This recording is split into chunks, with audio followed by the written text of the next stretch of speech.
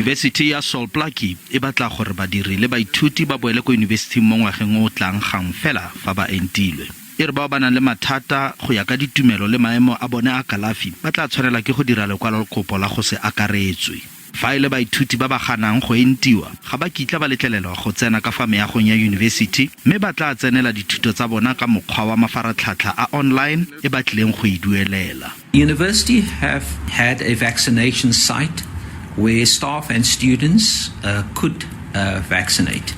We will have a similar site on the university campus for the whole of January and February, and this is an arrangement with the Department of Health. University e re moento ke yona tsela fela e go lwantshwang segajajase sa COVID-19. If hotla this policy that says if you vaccinate, you can come to campus and do whatever that you want to do. If you are vaccinated, you are not supposed to even enter the premises like library. You can't attend a physical lectures. It's unfair. Ke ikutlwa gore ha o batla go vaccinate ga pa sa ikutlwa go sa vaccinate net for tlhokomelo ya gago ka boena.